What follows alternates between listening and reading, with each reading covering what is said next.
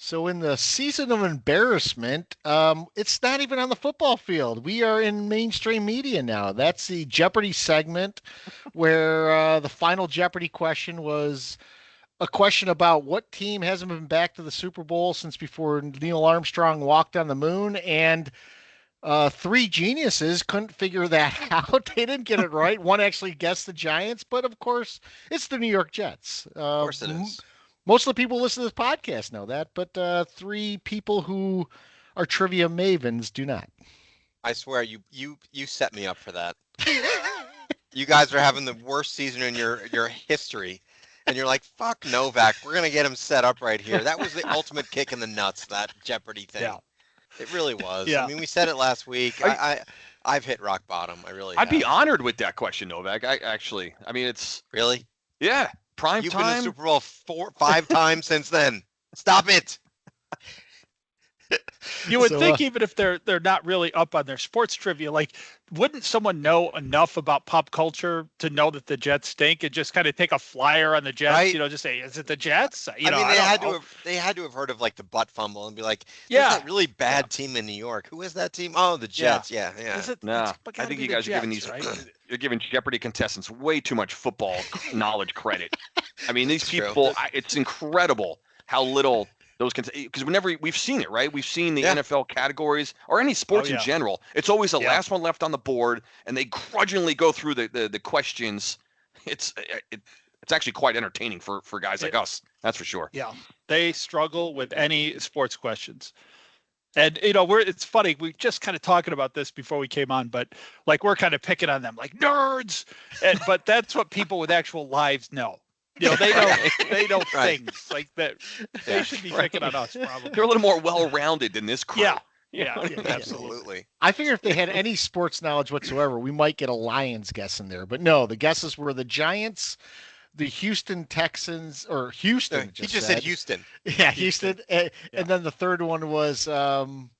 What was the third? The Browns. The Browns. So I can understand the Browns, but the Browns I could see. That's not a bad guess. That's a pretty good guess. Did people not know the Giants have 4 Super Bowls since that time? I mean, come on. Apparently that guy didn't. He knows that. So we are the Three Angry Giant fans. Your host, Scott, Giant Mike, Cardone, who's back off the IR, and Angry Jets fan Novak. So welcome back, Cardone. This time of year, you never know if a guy's going to go on IR for the season or if he's actually going to return. Well, that one, yes, good to be back after a 1-week hiatus, and again, that was one that wasn't quite planned, and so glad. That was more unpersonal kind of thing. So this is just glad to be back this week, guys, and break down just a entertaining day of NFL football. Yeah, I agree with Scott. I mean, it would have been easy to put it on the shelf for the rest of the year. We could have shut Cardone down for the rest of the, just like now. Let's just don't let him waste anything on the rest of this garbage. We'll shut him down and we'll try again next year. We'll have a fresh 2025. That's right. Start new. So we'll get into what happened. By the way, we're recording that much like the NFL is changing their schedule over the holidays. Apparently, we're changing ours. So we're coming to you on a Sunday night. Right during the Buccaneer Cowboy game because we couldn't really find a schedule that worked for us when Christmas comes around on Wednesday. So let me give a shout out before we start breaking anything else out. And this has got a good backstory. So hello, Ambler, Pennsylvania, population 6,128. It's a borough. It's a borough outside of Philadelphia. And in 1856, there was a disastrous train crash. It was actually known as the Great Train Wreck of 1856. 59 people were killed and 86 others injured. And a local resident, Mary Ambler, walked 2 miles to the crash site.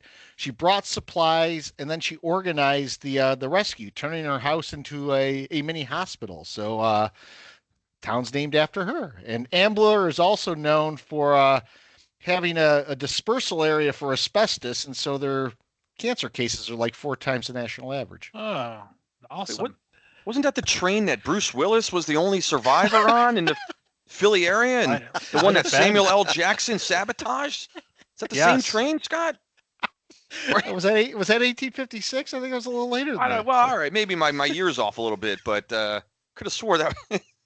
Might have Like, been I've seen right that there. movie. Wait a minute. It was right around Philly, wasn't it? It was. You know, It was. is it M. Night is it Shyamalan. Everything he films is around Philly. is it ironic that the lady who walked there's name is Ambler? Is that it?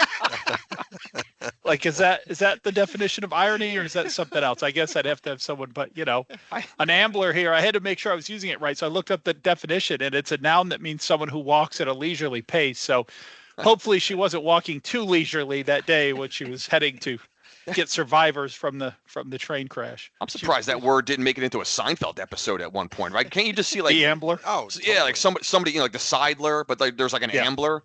Yeah. I'm so obsessed with Georgievich and the boys. I thought you were going to say ampipe until you said ambler. I'm like, oh, Scott's going to ampipe. My ears got fucked up. real ampipe. Is Is ampipe a real place? actually exists? Yeah, exactly. I don't know. Might be fictitious. Mm-hmm. So it's the evening of Sunday, which means we just watch a disgusting day of football.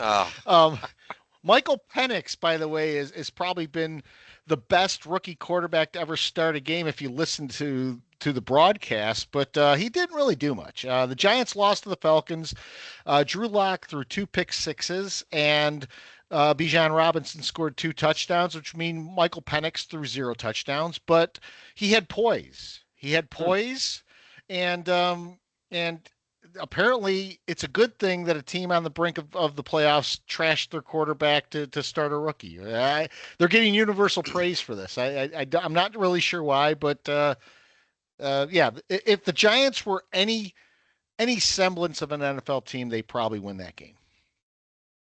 Yeah, I love the characterization after the game that, Penix came in and righted the ship for the Atlanta Falcons. Did the Falcons win last week, or am I imagining? No, that? they haven't won in a while, have they? Oh, they did. I'm not sure, but did they? Hang on. Yeah, they won last week. They beat the did. Raiders. Yeah. And Cousins did not play well, but they beat the Raiders. Yeah, exactly. Yeah. They won an NFL game. I mean, shit, we've lost 10 in a row.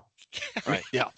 So yeah, but Michael Penix comes in, like the whole idea of that statement is that like Kirk Cousins wouldn't have won that game today. But we'd have lost 50-7 if Kirk Cousins was playing. My God. I turned that game on for, I don't know, maybe 5 minutes. And at one point, I just died laughing. He said something along the lines of like, Michael Penix's heart beats a little slower than most. What?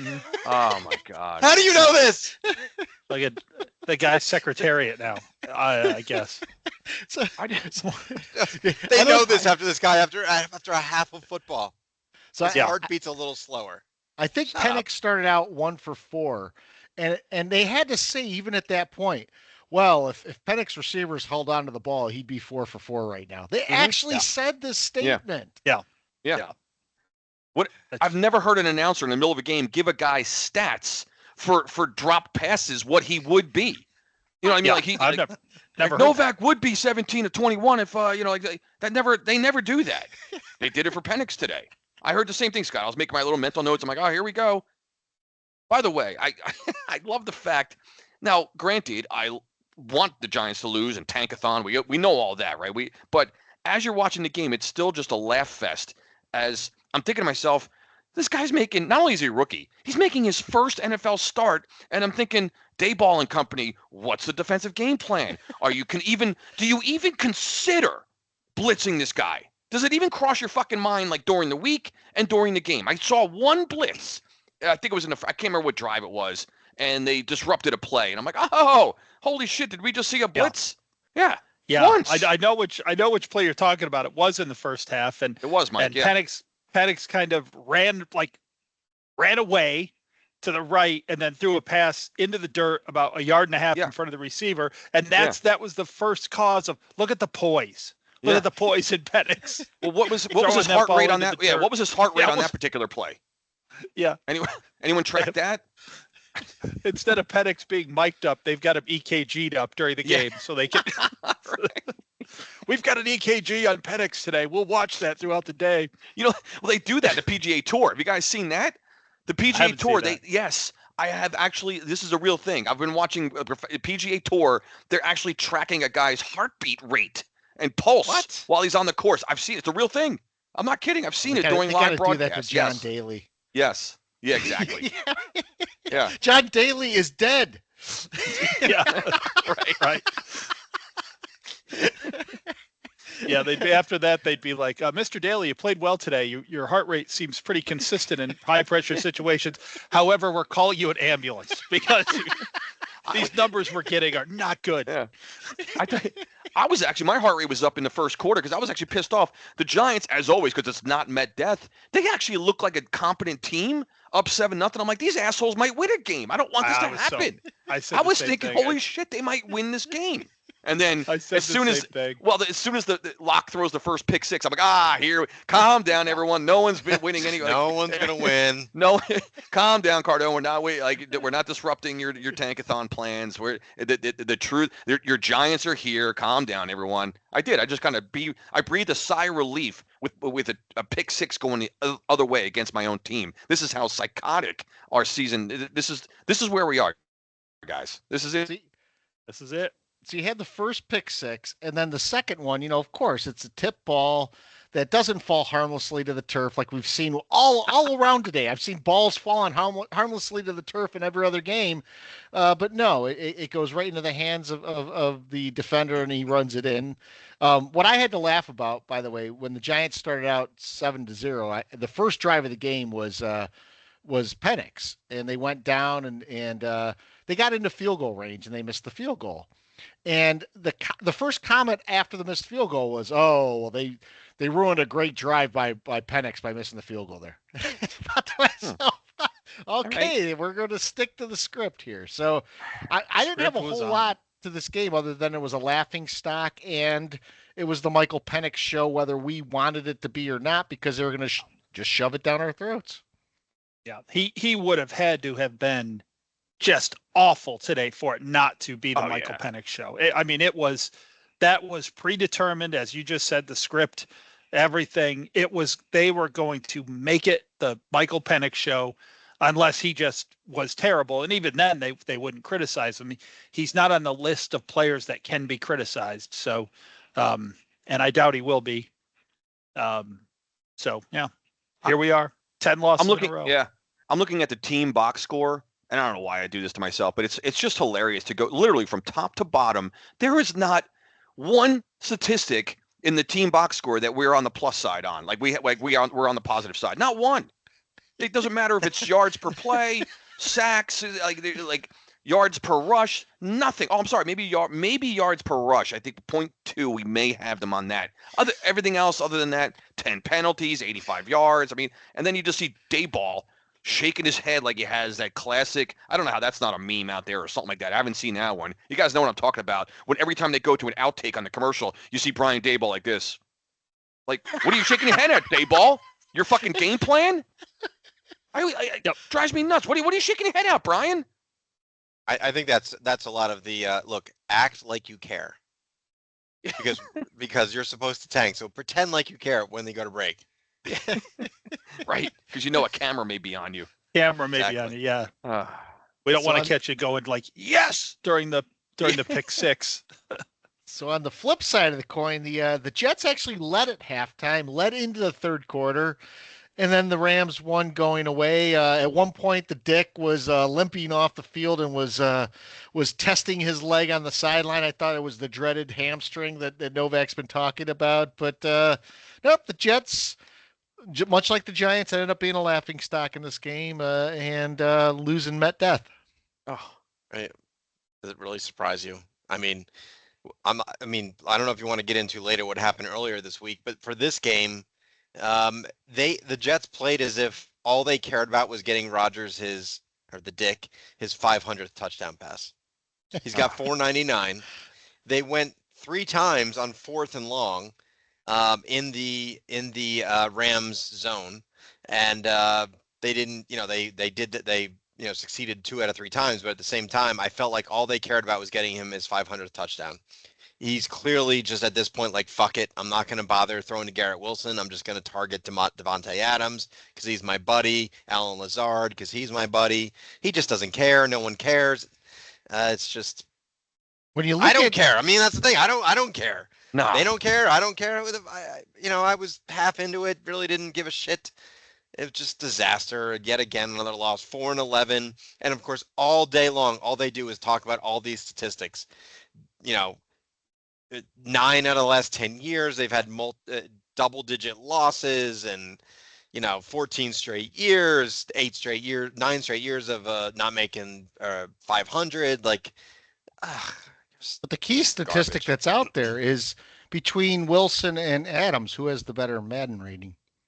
Oh God. Oh my God. Did you hear this last week? Was that a true report? I mean, it came out the day after we recorded last. It came out on Thursday. They they didn't make the Jerry Jeudy trade supposedly because Woody Johnson said his kid said he had a bad Madden rating. Oh my God! Someone said they made it sound like today on at least the pregame that was true. I think it was Jay Glazier that basically said that was a true statement. Yeah, so I listened to the interview with Diana Rossini, and she said, we're not going to, no reporter that's worth their salt is going to come out and like talk about an owner for fear that they could be kicked out, like, and not, but she said we had multiple credible sources within the Jets organization that Woody would ask his sons, who are 18 and 15, about personnel decisions based on Madden ratings. I mean, I have hit rock bottom with this report. I mean, you guys can say all you want. You're not where I am. You're just not. So stop it. No, Novak, we're a roommate. We are fucking Beavis and Butthead, dude. We are roommates. Yeah. I mean, pick whoever you want. I prefer Butthead, actually. I just think he's funnier. But if you want to be like whatever, that's who we are. We are roommates at Met Death. Beavis and Butt. We're the Beavis and Butthead of the NFL. That's who the Jets and Giants are. 100%. And they even said in the report, they were like, can you imagine a team being in this much more dysfunction? And their comment was, the other New York team is close, but it's not this bad. So we're at there's 32 teams. We're 31 and 32. I guess you can have debate who's 32 and who's 31. Yeah. But we're at 32 A and B. Yeah. Yeah. Oh my definitely. God. I mean, it just doesn't make any sense. You know what's funny? I don't know how this has happened, but the last couple of weeks, maybe because it's like the holidays, everyone you're in a good mood. I actually somehow turned the corner of now enjoying this season somehow. I'm actually, as much as I was dreading it, I don't know about you guys, like there's a part of me that's actually enjoying it today. Like I had fun. Like, when you just outwardly laugh as the guys as a pick six is going the other way, you're just like, like you're watching guys miss blocks, miss tackles. I'm watching like it's actually enjoyable and entertaining and fun to be this bad. Stress-free football. I kind of like it.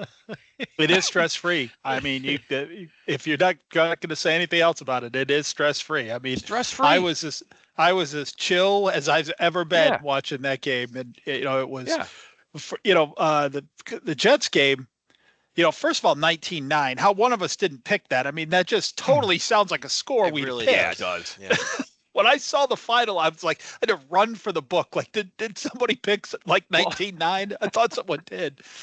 But then the Jets had a statistical anomaly today that I find very interesting, and I have to go back once they put them up. I don't see them here yet, and see the drives.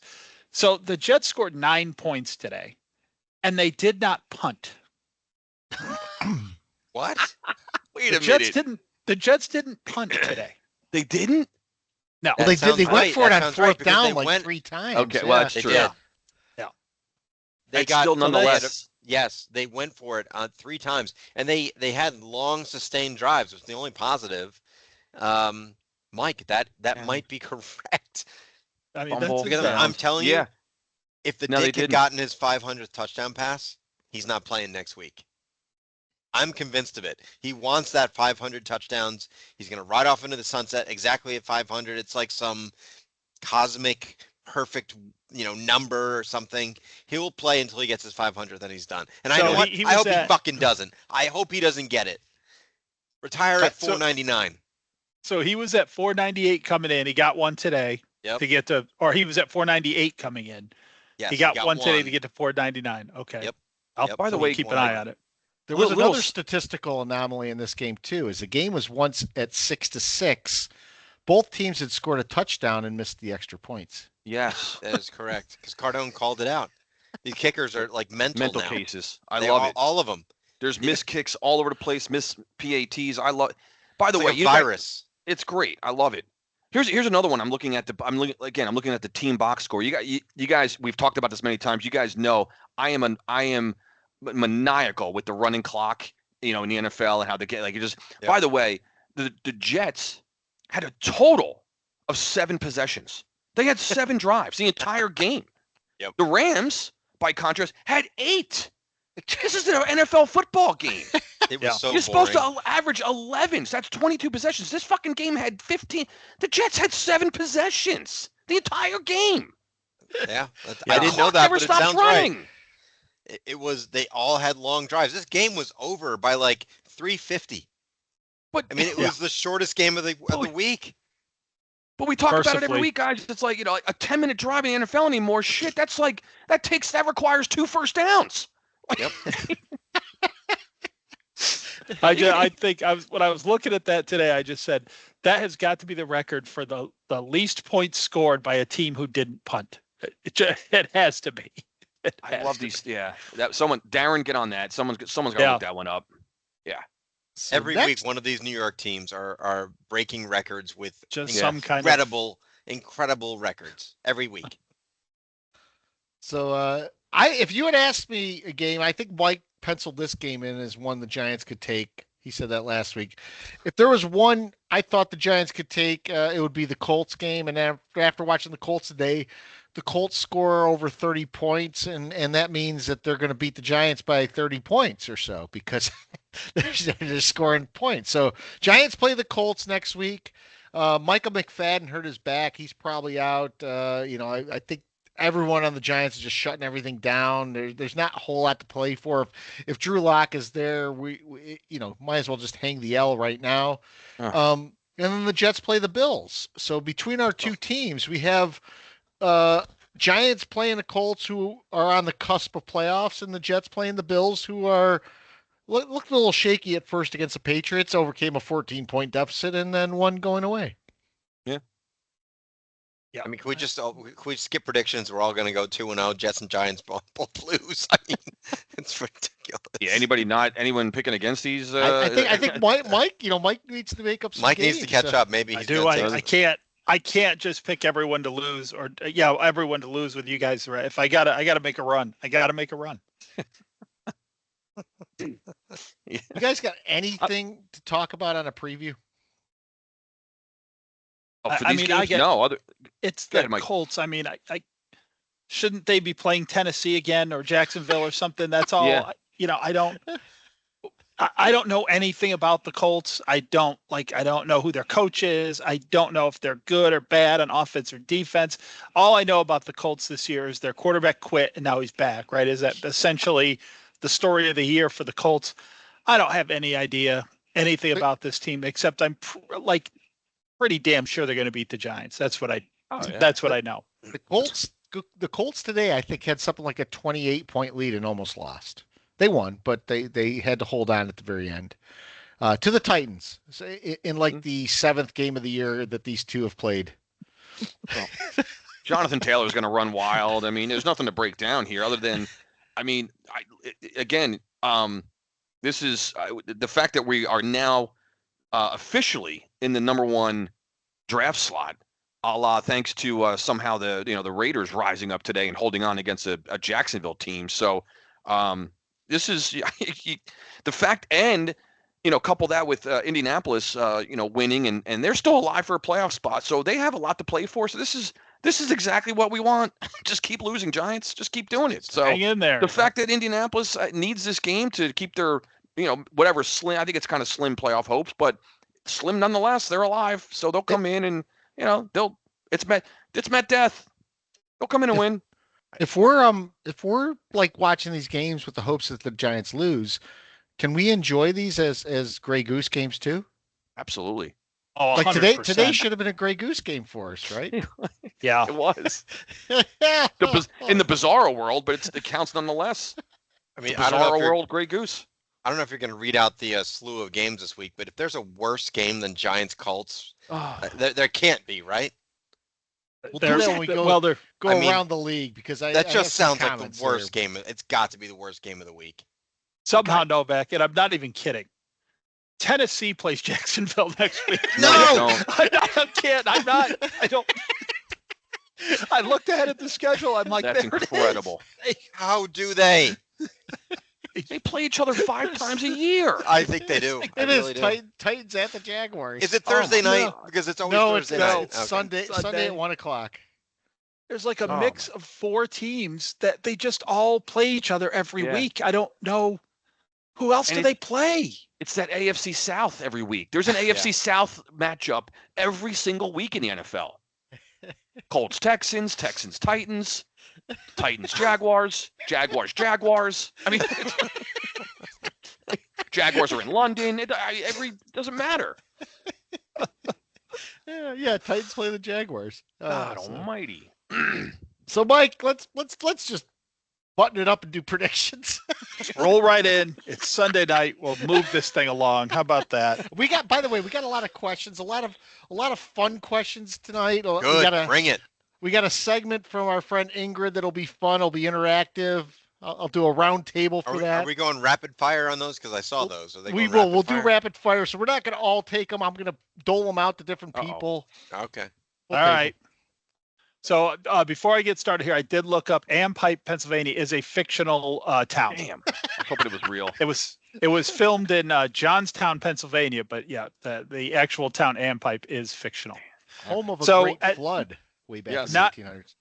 Not surprisingly, we all went 2-0 last week. So Novak again continues to stay at the top of the chart with I just think a very impressive 21-9 record. That's pretty good. And then get Costin Cardone right there, at 20-10. That's awesome. And then here I am at 17-13. That was coming in. Novak is now 23-9. You guys are 22-10, and I am 19-13. So I may get to 20 wins, or I may pull the Giants and just tank this thing trying to catch up. So we'll see. But we'll start it off with Novak this week. We got the Colts at the Giants. That is Sunday at 1, I believe, and then the Jets and the Bills. Jets at the Buffalo Bills. I'm not sure what time that game is. All right, so I'll start with the Jets at the Bills. What's to say here other than the Bills are still in the mix. Josh Allen's the best player in the league. The Jets have completely mailed it in. I texted you guys right before the end of the game. I literally said to myself, I swear to you, I swear I said this before the game. The only thing I don't want to have happen is Olu Fashanu to have a major injury because he has been a stud left tackle for the last 5 weeks. He's the number 1 left tackle in the league, apparently, for quarterback pressures. And, of course, there's rumors that he's gone down with an Achilles. Oh, so, yeah. So our left tackle that we drafted, 7 or 8 overall this year is down. I think the Bills are going to roll the Jets. I don't think this is even competitive. I think the Dick gets his 500th and he sits out the rest of the game.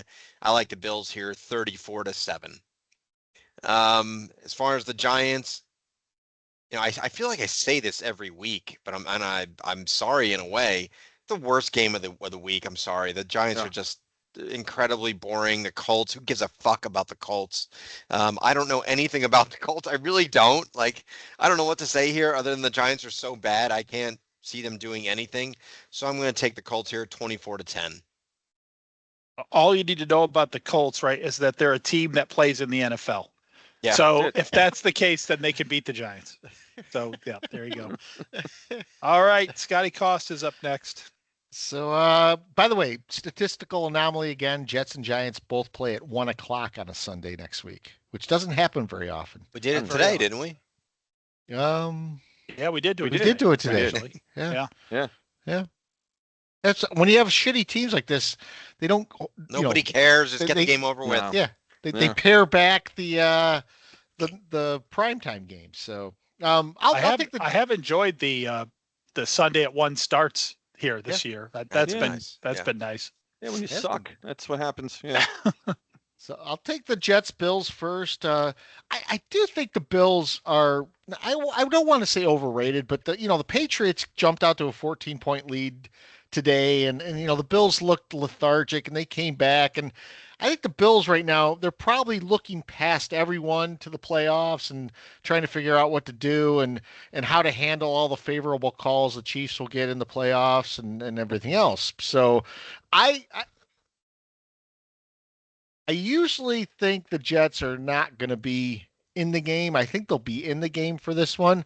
And I see it going much the way that the game did today with the Patriots. So I do think the Jets will ultimately lose. And I do think it'll be interesting if Rodgers gets his touchdown pass and then limps off the field and then just goes to the locker room and stays there for the rest of the year. But I see the Bills winning this game 27 to 17. I last week thought the Giants would keep this game close against the Falcons. I also thought that it would be either touchdown Timmy Boyle or DeVito quarterbacking the team. So I did not think Drew Lock was viable as an option for this game. I thought he was still injured, and he played like he was injured, and he threw 2 pick sixes, which took any chance the Giants had of being close right out of this game. So the Colts, look, the Colts toyed around with the Titans for 3 quarters and allowed the Titans to get back in. I don't know what to make of the Colts. They drop balls going into the end zone. They got a quarterback who quits, and yet they're in the hunt for the playoffs in the AFC. So just on the merits of that alone, Colts win 23-3. Yeah, a couple threes on the back end. I like that. Cardone. Am I up? All right, I'll go. I'll start with the Jets at Buffalo. Jets have no reason to win this game. They won't win this game. Buffalo is the superior team. Without giving much of a breakdown of that game, I think the Jets somehow get a late backdoor bullshit touchdown to make it look a little bit closer than it actually is. I'm not going to say it's a colossal blowout, but give me Buffalo 31-16.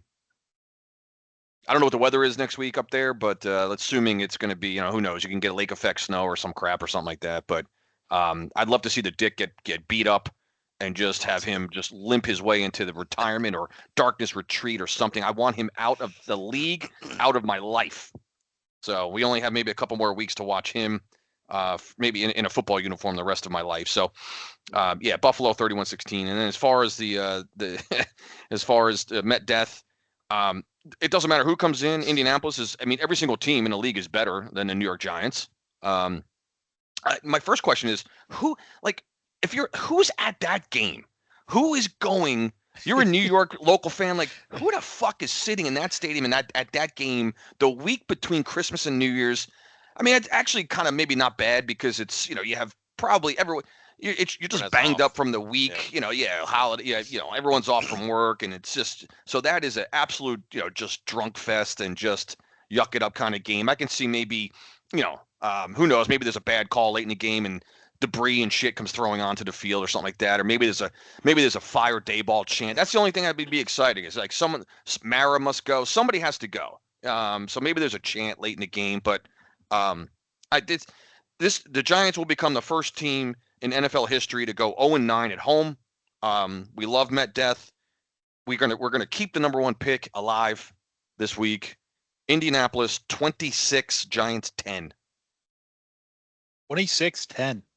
Yes. So I was very close to what Novak said. I think he's at 24-10. 24-10, I wrote down. Yep. Yeah, I wrote down a 6. That could be a missed extra point. It could be who knows. By the way, how cold did it look at Met Death today? That looked awful. It did. Yeah. I looked before the game too. There were tickets going for $9. Really? Yep. Today was one of those days that looked cold around the league. Any game you looked at just looked cold. Yeah.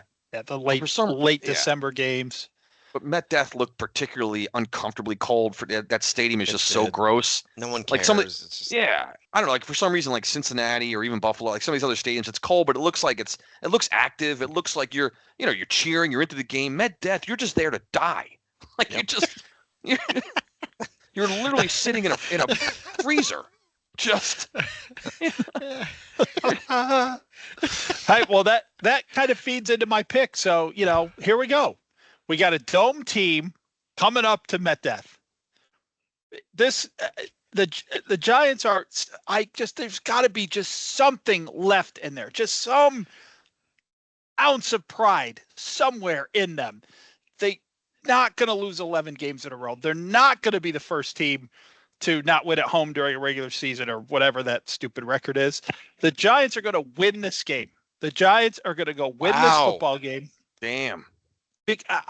I've had it in the He's back of my doing mind. this for one reason, Novak. No. It's to catch No. up. Oh yeah. No, it's not. It is the New York Giants are going to win this football game, and they are going to win this game 7-6. That's what, how that's with going a late down. homer and with a 2-run home run in the bottom of the 8th. Yeah. And then the Jets in Buffalo. Now we all know the Jets always play Buffalo tough. The Jets usually play Buffalo tough.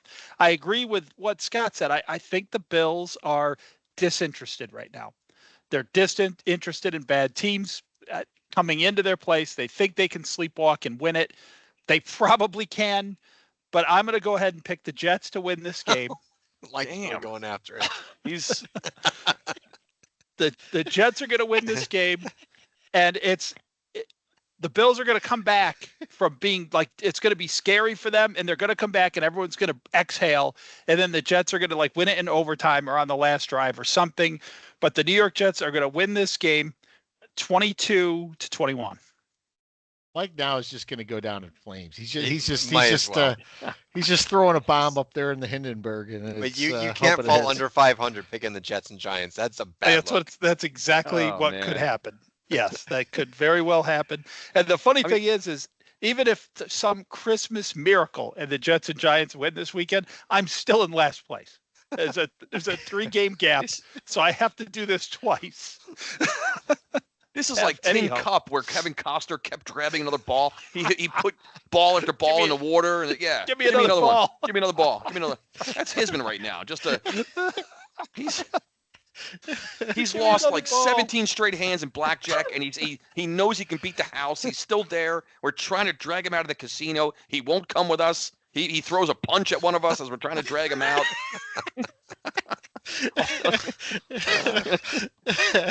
So looking around the league, we had something happen this week that hadn't happened since 1976. A free kick, which is, it's not an exciting play, but it's always exciting to see this play out, because I've heard it mentioned over and over again that this could happen. And in reality, it's only going to happen at 2 times, at the end of a half or at the end of the game. And it finally played out to the situation where it could happen. And the guy lines up, you get a tee, you get to kick the ball, and you get to kick it through the uprights. And it counted for 3 points. And actually, it spurred the Chargers to go back. I didn't realize it was off No, the tee. actually, there might have been a guy holding it. There was a holder. There was a holder. Yeah. Yeah, there was a holder. 1976, right? Is that what you said? 1976. Yeah. Wow. I thought, didn't Doug Flutie do one of these at No, one that point? was a drop kick. That was a drop kick. Drop He did a kick. drop Okay. Yep. Yeah, it was great. It was great to watch. That was awesome. It was after the 15-yard penalty too, which was awesome. Yep. Right. So Denver completely screwed themselves on that, which is great. And Denver had that game comfortably in hand at that point, and then that would basically spurred the Chargers onto a comeback. Yeah. It was 21-10. That put it at 21-13, and then Chargers went on to as we know, win the game by by 7? Yeah. Yeah, every preseason we get the question from somebody, or if you had another team, who might it be? I'm on the Chargers right now. I love the Chargers. That's not bad. I love Jim Harbaugh. I love that team. I'm not a Chargers fan. Yeah, I'll love them too if they can beat the Chiefs. That's all I care about. Right. All I care at this point is the Chiefs lose in the playoffs. I don't care about anything else. Well, they are the Clippers of the NFL. Like they're going to make the playoffs. They won't go. Like the Clippers don't never advance past the first round. That's the Chargers. They're the Clippers. Yep. Same thing. Yep. They'll show up, get beat by somebody in the first round, go home. That's it. Take your loss and get out of here. Yeah. So this game happened on Saturday, but the Chiefs-Texans, it's getting to the point now where you almost have to take a look and see, is this the WWE type situation with the NFL? The Chiefs have gotten such favorable officiating that there was a play in this game that looked like it should have been an open hand that Patrick Mahomes had with a fumble going forward. The Texans actually picked the ball up and ran it for a touchdown, but instead of a touchdown and a return, it ended up being a personal foul. It ended up being an incomplete pass. And then they also added on a 15-yard personal foul for a hit to the face. And so the Chiefs not only got a touchdown wiped off the board against them, they got 15 yards in their favor, and I think they ended up scoring on that drive. And then later on, Tank Dell, before he gruesomely dislocated his leg, was called for one of the worst offensive pass interference calls I've ever seen in my life. And we're talking about, as fans of the New York Giants, watching phantom offensive pass interference our lives. The phantom offensive pass interference make me mad. Calling something an offensive pass interference that didn't even happen that they called that wasn't a pass interference, it makes me irate, especially if I was a Houston Texan fan. Guys, I don't know where we're going here. It's almost like the NFL is saying, we don't care what you think. We're just going to let the Chiefs get favorable officiating. There's no stopping it. There's just not. And everyone knows it. Everyone realizes it. And it's obvious. It's egregious. And there's just no stopping it. So what do we do as fans? What are we supposed to do? Other than just take it. I don't know. I mean, we talk about us like mentioning this stuff weeks before it happened. We've been talking about this for a year. A year. Scott's been calling this out for as long as I can remember. And it continues to happen every single week. And if you watch these Chiefs games, it's out of control every time. Yeah. These last handful of weeks, it's like Scott said. It's like they've just said, "Oh, fuck it. We're not even. It's not even going to be mysterious anymore." No. That pass interference call is a running back running down the sideline, looking back over his shoulder with his hands in the air, looking for the ball. And he gets called for offensive pass interference on that play. I mean, that is such a rare call in the NFL. It really is. That call is really intended for, like, it's almost like a blocking while the ball was in the air call. Mm-hmm. It's not.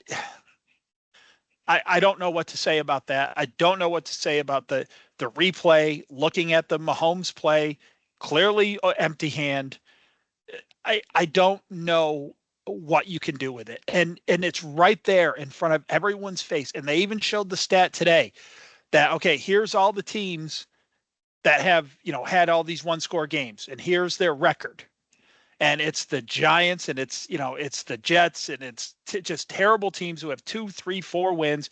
And then the Chiefs 13-1 somehow. I want right the explanation on the offensive pass interference. When he was reaching up like this to look for the ball, did his hand like graze the defender, or did it block the defender's view? I didn't see it. I didn't see him touch it at all. No. I'm thinking the call had to be on. If they're basing it on anything, it had to be way early in the play. Like he had to like grab him by the hips and move him out of the way before he started his route or something. But you never get to see that. So I don't know. But either way, if you're 5 yards downfield, and the defender, by the way, had very good coverage, probably could have been called for pass interference on the coverage. I mean, I thought it was pretty good coverage. But, that's insanity. That's insanity. I'm going to have to go back and look. I just looked at the box score. And as usual, penalties, accepted penalties. Houston 6 for 45, which is actually not bad in the NFL. But there's Kansas City, 2 for 20, 2 penalties for 20 yards. I would love to go back to look at. I would love to see the last 3 years, every freaking box score of the Kansas City Chiefs, and I want to see how many times did they draw, or did they commit more penalties than their opponent. I would love to see that. I'm gonna have to look at this. It's sickening. It drives me crazy because we talk about it, sure. Do you ever hear anything about how is there not more anger and frustration about this? I don't know. I mean, I see memes. I see people talking about it on social media, and people joke about it. It's not funny. They're getting every single week. They are getting the advantage of the officiating every week, and it's blatant at this point. This week might be the first time I've seen the groundswell start to shift, because I saw this reported several places, especially the open hand, where you can't tell people that they're seeing something they're not seeing, or you can tell them that, but they're going to realize that you're full of shit when you do that. Agreed. And that's what's happening here. I got to give Greg, my brother, the credit on this one. He's always he comes up with some just funny shit all the time, as you guys know. Like the one I love the empty hand because whenever he like they like it's some unanimous understanding play where the announcer or whomever or like one of these jackoffs band who's the guy in the booth Dean Blandino. Blandino, yeah, thanks Scott. It's like, well, you see the hand coming forward, and my brother's like, yes, but he doesn't have a football in it. So, like, you have to have a football in the hand as it's coming forward to show that it's a forward pass. Like, just because the ball, like the hand's coming, the ball gets knocked out, then you see the quarterback intentionally just like wave his hand in the air because they know, don't get the benefit of like, well, the hand's coming forward. You need to have a football in your hand to constitute a forward pass.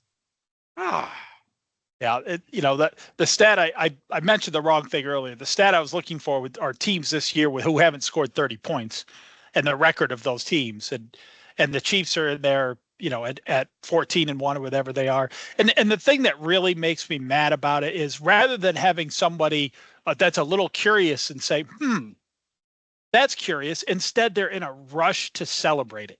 They're just in a rush. I mean, Matt Nagy.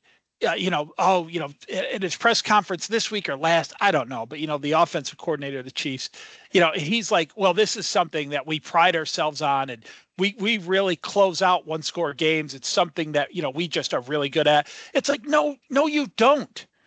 No, you don't. Many of these one-score games you lost, except for some phantom official call out of nowhere. So, it's not a collective thing that the team's very focused on. That's all bullshit. And he knows it. He knows when he says it, there's nothing. The Chiefs don't do anything special. They're not special. They're about to become a dynasty, maybe other than that. But outside of the dynasty. Yeah. Yeah. But you could go back to 6 games this year and look at the last minute and a half of the game.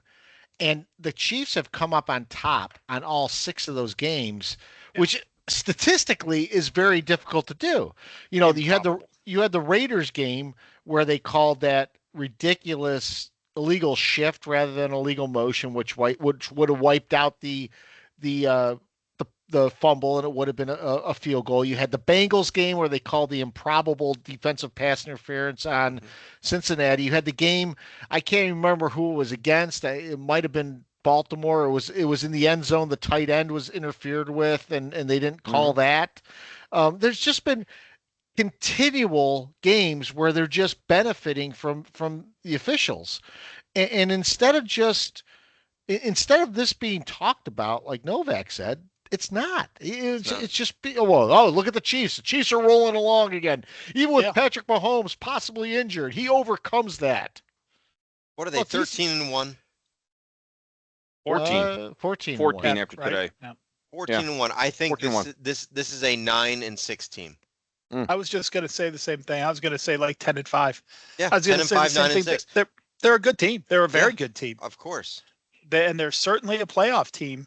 But because of all this nonsense, they're gonna be a middle of the pack, not middle of the pack, but they get all their playoff games at home. Yep. Somehow. Of course they will. By playing like this, and it's and then of course they'll roll through the playoffs and go to the Super Bowl, but you not only have you giving them an advantage during the games that they play. But now the result of that is a record that gives them a home field advantage throughout the playoffs. Yeah. So you don't even have to do anything else. You've already given them that. And then, of course, those games are all going to be officiated poorly. There's no stopping it, as Cardone would say. There is no stopping this.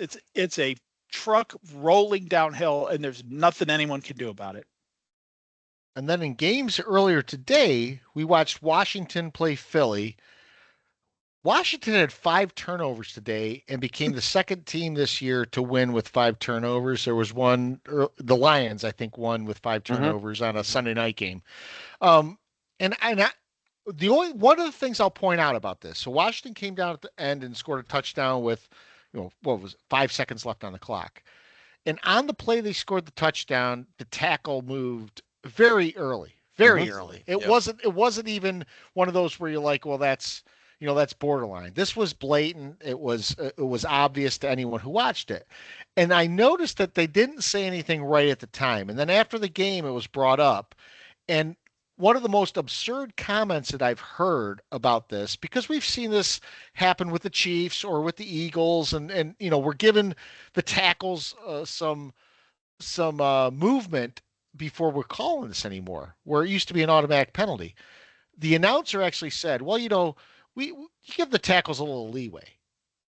Well, define leeway and let me know how many other teams know about this, because when do you call it? When don't you call it? Because in my day, you always called that a false start. It wasn't a question. It wasn't anything that was up for debate. If the person moved early, it was a false start. Plain and simple. I feel like the NFL is struggling a little bit, a lot, with, I'm sure they're getting feedback that the officiating is really bad. And like on a blatant call like that, that's, as fans, that's the call we want.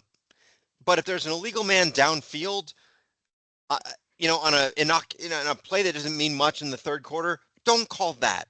Like, I feel like they can't get it right.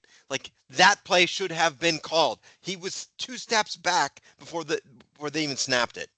So that's my thing. It's like, yes, the officiating's terrible, but you got to pick your spots, and they're picking the wrong spots to make their calls. Well, what they're doing, Novak, instead of taking the judgment calls and taking them out of the equation by saying we're only going to call the judgment calls when they impact the play. Now they're taking procedural calls that are obvious and just not calling those, like delay a game, things like that should be cut and dry, are the ones being overlooked. Like you said, the priorities are completely out of whack here on how to change this. Yep. No, no rule in the NFL should give the officials an undefined finish to the call. So the play clock rule should not be that, it gets to 0 and then you get a beat. We've talked about that before. What's a beat? What's a grace period? And it's the same thing with false start. If the guy moves before the ball is snapped, don't give officials a window or grace period or a beat, whatever. Just if the player moves before the ball is snapped, it's a penalty. Period. Just stop with this. Well, we want it, of course we want more offense. So we're willing to overlook that a little bit, because now we're in the situation where, we saw last year, we complained about it a lot, where the Eagles tackles seem to be picking up their outside leg right before the ball was snapped. And, the excuse for that on TV every week was, well, they allow that. So, matter of fact, somebody said as long as that foot doesn't hit the ground before the ball is snapped. Remember that was someone's excuse, as long as their lead foot doesn't hit the ground before the ball is snapped or something. But now, so this Washington call, here it is, it happens. Now that's way worse than anything Philly was doing last year. Way worse. The guy's essentially in the backfield setting up to block for the quarterback when the ball's snapped. He might as well have been a fullback on the play. And it's, and now that announcers just gloss it over. Gloss it over. Because if I question the refs, I'm going to get a fine, or I'm going to call into question the integrity of the win on TV, which it's so bad. You've got to take that stuff out of the officials' hands. You can't let anything that doesn't absolutely have to be a judgment call. Mm-hmm. Do you remember back in the day, though, if any offensive lineman flinched, if a shoulder moved, if anything moved, it was an automatic whistle. There was not anything talked about with a grace period. It was false starts to me they were correctly called, and they were almost never missed. And all of a sudden, the last 3 or 4 years, they're missed with regularity, and no one gives a shit. Yeah. Yep. I think Novak was all over it, because I imagine the scenario where they do call a false start on that play and Washington loses. Well, now you've got a very vocal group excuse me. You have a very vocal group of people then saying, bullshit, they let that go all the time now. Here we are at the end of a game. Once again, the officials making calls, not the players on the field deciding the games, because I don't know, remember if the clock was stopped then. I think it was, so it wouldn't have been a runoff. But yeah, they're in a tough spot. But to Novak's point, that call that. They're getting it wrong. They're calling the wrong things at the wrong time. I mean, I get that their goal, as Novak said, I get that their goal is to try to make the games flow more smoothly, but they're just misapplying it everywhere. Terrible. Just the rules that they've or lack thereof to favor the offense is so out of control. It's another one that we grew up with where this one drives me nuts too. It's along the same kind of lines.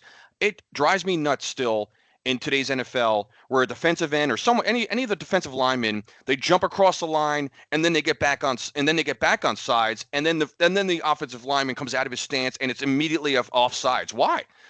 Remember it used to be where guys you were allowed to get back on sides before the ball is snapped. Why? We grew up with that. That would happen a lot. There was a video of I remember the guy jumped over and went back, lined up, and it wasn't a flag. You would see guys come all the way, Novak. Guys would come all the way across the line, like on their feet, and run back before the ball snapped, and the play just goes on as normal.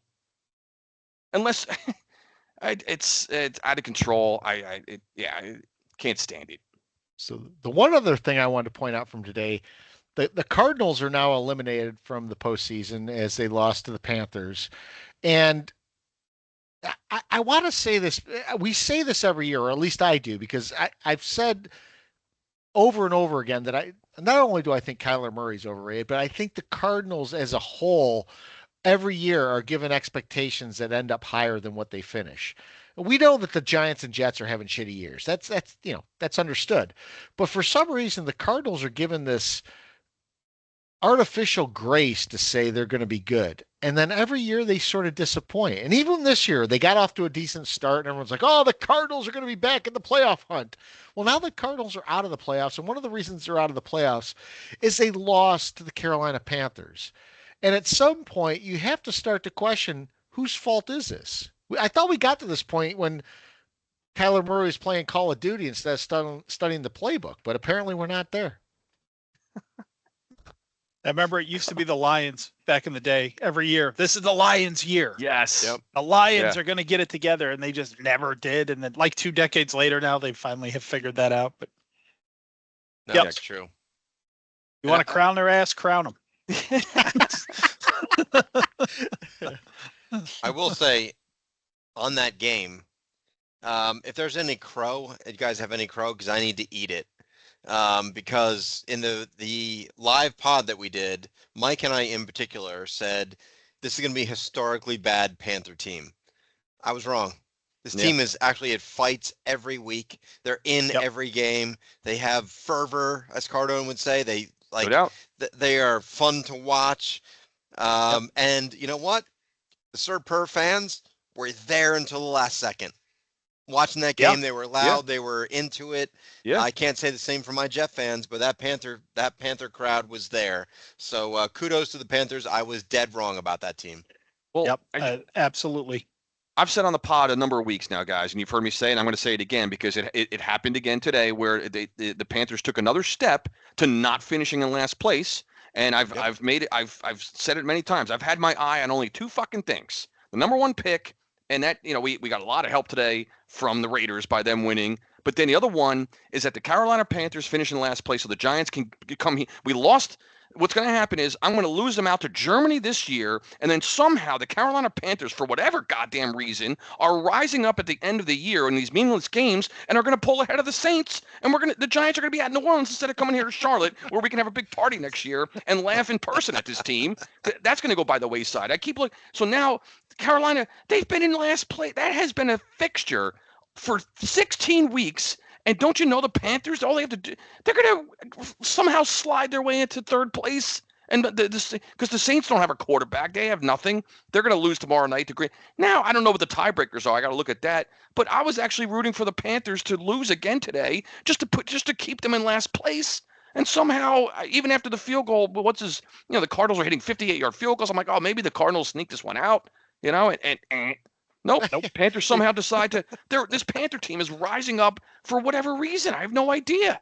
This is what sums up the Cardinals season. So they have a 4th and 2 from their own 18 in overtime. Yep. They convert it. They go for it and they convert it. And then the very next series, they run 2 plays and they get sacked, and they're punting from their own 8. Yeah, they punt it anyway. Yeah, went backwards. That is such a Giants thing to do, man. It is. They went backwards. You go 10 more for it on yards. 4th and 2 from your own 19, and then convert it, and then punt from your own 8 anyway. That's awesome. And that Kyler Murray, he acts like his body language says like I'm playing with like, he's the problem. Kyler Murray is the problem of that team. Sorry. By the way, this could be a pet peeve. I'm not gonna call the pet peeve, but I just looked up on the screen, and that Steve Karnecki is on the screen with his suit or his tie and his button-down shirt, breaking down the wild card teams and the division leaders and the percentages like it's freaking election night.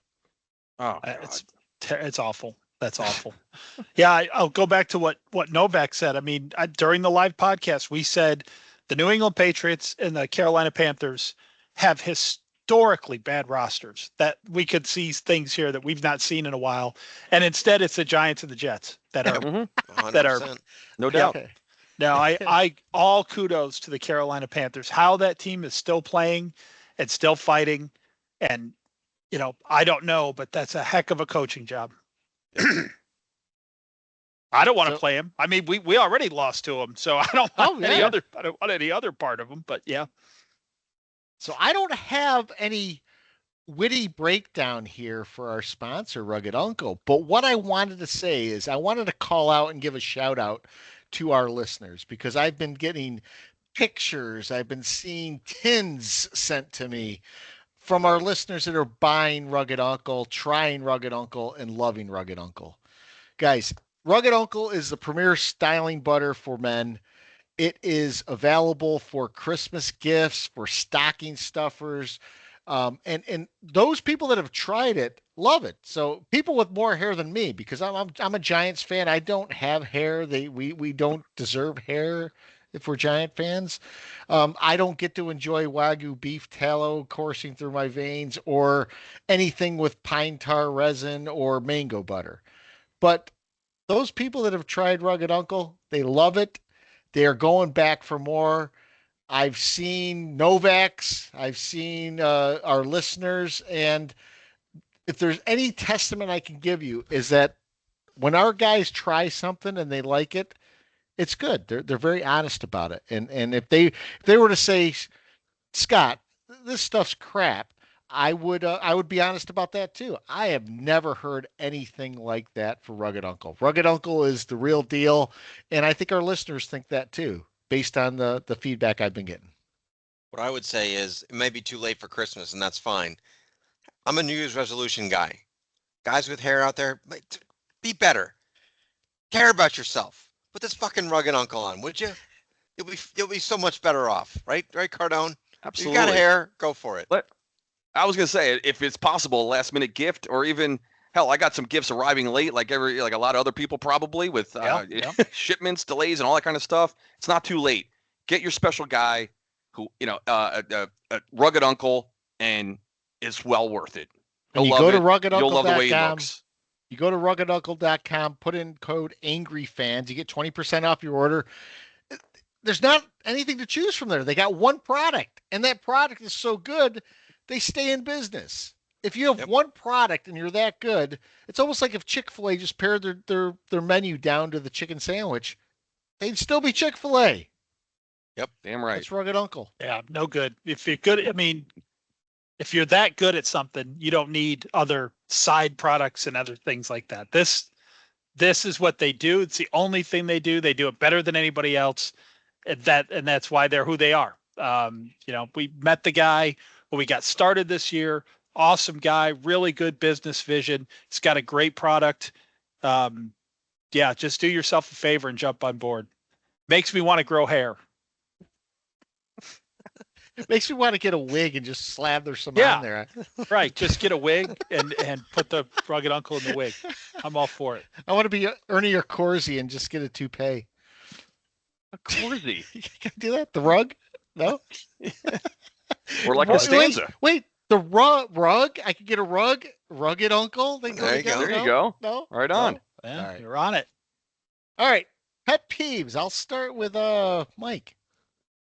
My pet peeve is simple. I think it'll be short, but we may have some conversation after it. But it was a big deal this weekend, not just in the pro games, which I'll get into the pro game example, but several games in college. So my pet peeve is this idea that fans have that one game validates everything. One game validates every thought they ever had. One game played on a field is 100% positive proof that they've been right the whole time. And the college example, of course, is the college football playoff, where the minute a team who may or may not have should have been there loses, everyone jumps and says, "You see, they didn't belong." Well, what were they going to do? Did anyone think that Indiana was going to beat Notre Dame? I mean, did anybody think? Nobody thought that. Does this under this thing that people just wait for this thing to happen so that they can jump all over it and say, see, just win more games. Just win more games and get in the playoff. Now I'm one of the ones personally. I don't think Indiana should have been there. I'm not a best record guy for this playoff. I want to see the best 12 teams. That's, there's a different thing there. Alabama would be much more competitive in this. So that was before the games were played. I completely think that. I don't think Indiana belonged in there. There's a couple other teams that I probably would have rather have seen. You could make an argument for Ole Miss or South Carolina, but anyway, and then vice versa, it's the same sort of thing. Ohio State, who's a very good team, people have been dogging on them for 3 weeks because somehow Michigan beat them. But Michigan beats Tennessee. So by far, in my opinion, not by far because Oregon's also good, but one of the two best teams in the Big Ten goes and just devours Tennessee. I mean, that game, Ohio State could have had that score. They could have set it anywhere they wanted. And so now, see, Big Ten's better than the SEC. See? And it's just this idea that one game proves everything. And then we saw it play out today on an individual play level, which we all saw coming last week, that Michael Penix plays okay in his first game ever against the Giants. 1,000% proof that we should not have taken Neighbors. That Penix is the guy who belongs here. And look at us, we screwed up again. Look, can we watch the guy play 5 games? Can we go 5 games? Not this year. We can't, but, go into it. Can we wait till next year a little bit before we crown this guy's ass? Crown his ass. So, yeah, so that's my pet peeve. It's just the idea that one game proves everything and how silly and ridiculous that is. Mike, what I like about that, so you can see I'm wearing Clemson gear here, and Clemson lost this week to Texas. Yep. But Clemson was the 12th rated team out of 12 teams, and SMU was the 11th rated team out of 12 teams. And the narrative that came out of this weekend was, well, look at the ACC, how bad they are. Well, you ranked us the last 2 teams in the playoff. We had to play the toughest teams, and we lost as expected. What did you expect? Yeah, there's a reason there's seedings. It's if you have if you seed 12 teams, the number 12 team losing doesn't prove anything. It just doesn't prove a thing. It's like it proves that you probably did a pretty good job with the seedings. I don't know what else. Getting pissed at like Mississippi Valley State because they don't knock off the number 1 team when they're the 16th rated seed in March Madness. It's like, what the fuck? Yeah, no, it's out of control in the feedback after the first week of the playoff, which, the way this thing is set up is if this is the way they're going to do that, then this is what the first week of this is going to look like most years. You're going to have the big name teams who finish second in their conference dominating schools who are on the bubble. That's what happened. That's what's going to continue to happen. Because I don't think, as much as I want them to use common sense in the seeding and say, okay, here's what we're going to do. We're going to take what we think are the best 12 teams. Nope, you can't. That's just like officiating. Whose idea of the 12 best teams would we be using? So I get it. I get that you have to have a system and a formula, and that's really the only fair way to do it. But, I would have loved to have seen Alabama in this group of teams, personally, because I have no doubt that they're one of the, not 12, but one of the 8 best teams in the country, probably. And, I just think it would have made it more fun for everybody. But that's not the way it's going to go. So this is what we're going to deal with. So yeah, get off Indiana's back. And by the way, to flip the script on that a little bit, I saw a bunch of Indiana fans like on Twitter and Instagram, like showing the margins of defeat for the teams, and they're like, "Well, guess the narrative that Indiana didn't belong is wrong because they lost by the closest margin of all the teams that lost this weekend." And I'm like, guys, Indiana scored 2 meaningless touchdowns in under 2 minutes in that game. Literally in the last 2 minutes of the game. Yeah, they did. Yeah, they did. that game was, come on, that's cheesy. That game was not even remotely competitive or a 10-point game. I will say this. It's going to be interesting to see, the first week everyone talked about how poorly these games were, at least from a matchup standpoint. What happens when Notre Dame beats Boise State? Are we going to now change the rankings of the top 3-4 teams after this next year? Because I don't, well, Boise State might beat Notre Dame. I don't think they will. I think Notre Dame's probably going to crush Boise State, and Boise State's a 3 seed for some reason. Is this how, is that really Ohio or Notre Dame's path? No, Boise's playing Penn State. Oh, is Boise playing Penn State? They are. Yeah. Okay. Notre Dame is playing now. Boise. Actually, Notre Dame's playing Georgia. You're right. Yep. So Penn State's playing Boise State again. Though Penn State hasn't won a big game in years, they're going to play Boise State, probably beat them, and then you're going to say, well, what do these rankings mean? Notre Dame's probably going to beat Georgia because Carson Beck's out. Yeah, right. Notre Dame's going to win the damn thing. If Notre Dame's path was really Indiana into Boise State, I was going to lose my mind. That's too crazy. But you know who's got a pretty easy run to the Final Four? I won't say easy. Listen, Penn State could lose to Boise State easily, but SMU, Boise State to get to the Final Four. Yeah. I mean, that's the lightest you can imagine. Yep. And then how the hell Oregon? How does Oregon draw fucking Ohio State? Yeah, that doesn't make sense. Yeah, I mean, come on. It really doesn't. Yeah. Now they still Big Ten teams. Yeah. Yeah. I'm just laughing because Oregon in the Big Ten. Yeah. Sort of right. Stupid. Yeah. I think they need to when they're doing their seedings next year, they might need to look at what happens in the second round if these things win. If these games go a certain way. Reseed. Let's reseed or something. Right. Yeah. Right. So I'm going to go next because this dovetails into mine, Mike. My pet peeve is more around the NFL, but it's how the NFL is forcing games to their schedule and it's infringing on things. So for the first time, college had this playoff, and yet the NFL had games on Saturday that were conflicting. I did not watch a single minute of the NFL games on Saturday. I will be honest with you. I was watching college football. And as we get into the later part of the year, they did that because they're setting up what's going to happen this week.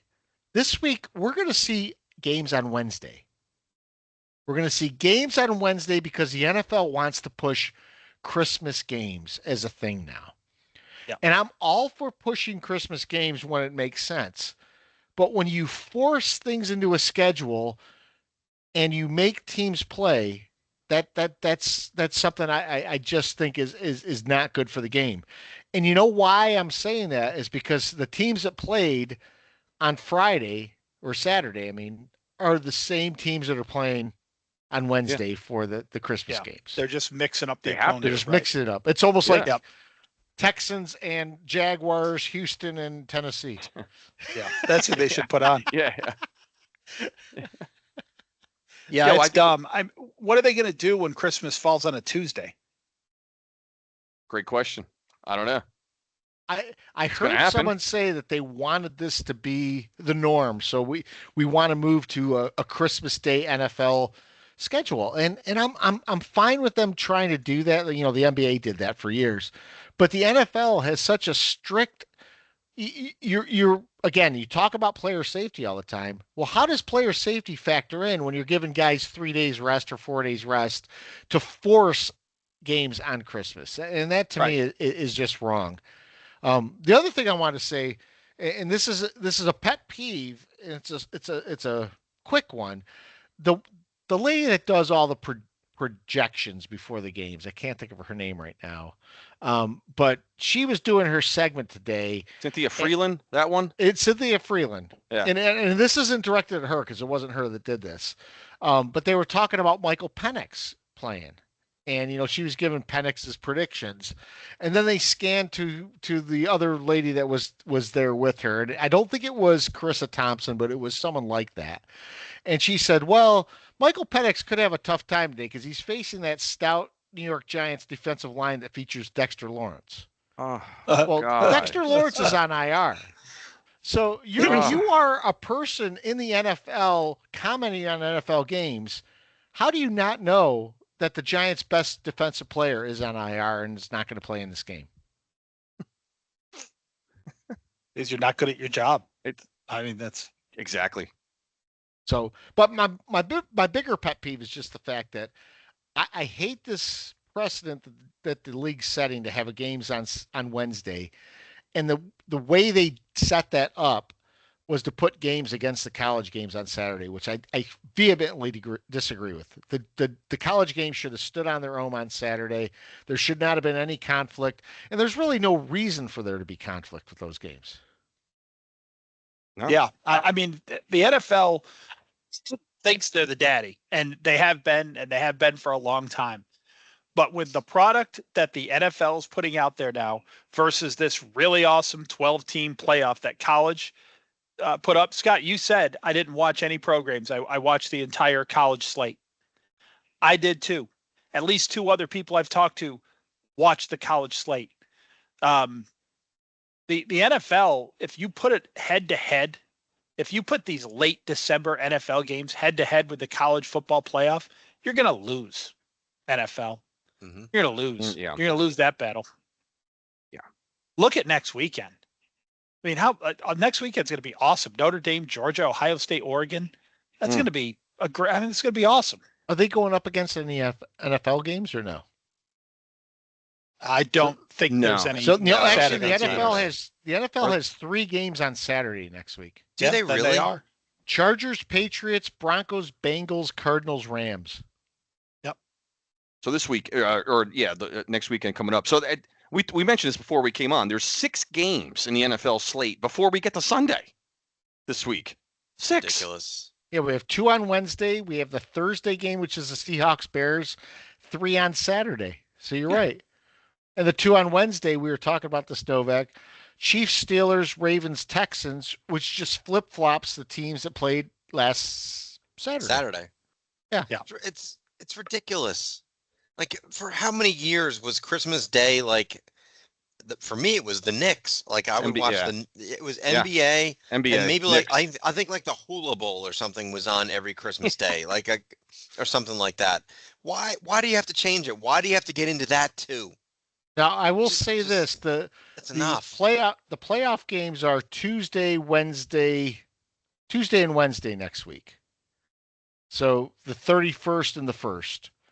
But on Saturday, you are going up against the Pop-Tarts Bowl, which is Iowa State, Miami, the Alamo Bowl, which is BYU, Colorado, and the Independence Bowl, which is Louisiana Tech, Army.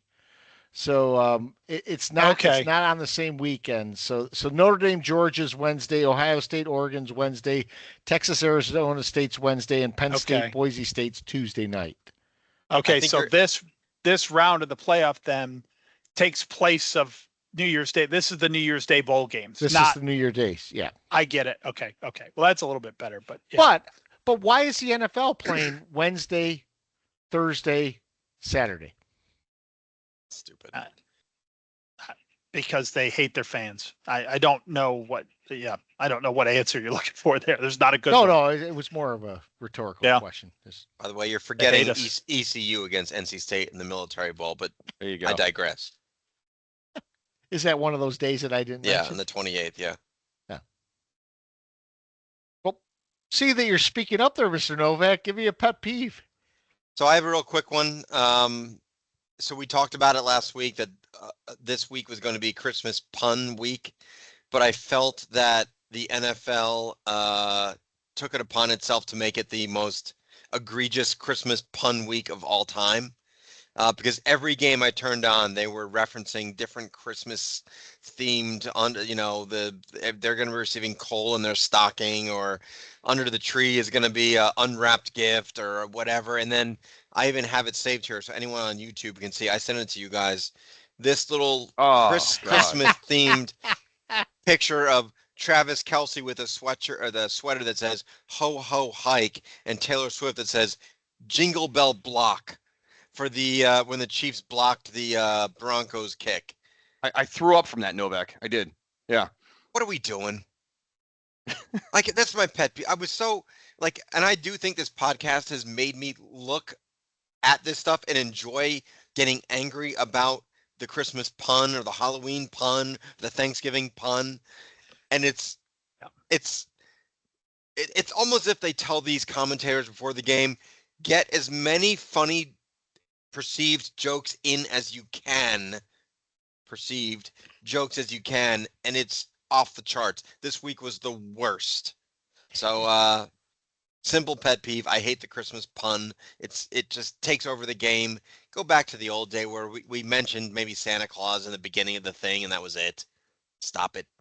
Yeah. I think was it the Giants game that had Moose Johnson doing it today? Oh, the Christmas sweater. Yeah, that's the other one. He had an ugly Christmas sweater on. The ugly. Oh, yeah. They all had the Christmas sweaters on. Yep. But what I liked particularly before that was before the game started, they panned the crowd, and there was a guy with a sign that said Penix Envy. And that's their. But they decided to comment on something different in the crowd rather than the Penix Envy sign. So I like that. Yeah. I don't know what their Christmas sweaters. Come on, guys. Who see like these guys that dress up in the booth. By the way, that could be a pet peeve in itself because we see you for 30 seconds. We're sweatsuits. I don't want to listen to you, let alone see you. Yeah. Stop it. Yeah, the NFL they went. This was Christmas pun day. They went bananas with it, and they were playing games on Christmas, guys. Like, you might want to hold some of that back, right? Because you're going to be repeating the same damn lame shit on Wednesday. You know you are. Brutal. Cardone, pet peeves. Yeah, mine is it's going to be very short, direct, and succinct here. After watching Evan Neal attempt to block people in this league, I thought to myself, just the fact that Evan Neal still exists on my roster and in my life, I can't take it anymore. Did you see the play? Go back and watch the play, guys, on this, not the first one, on the second pick six.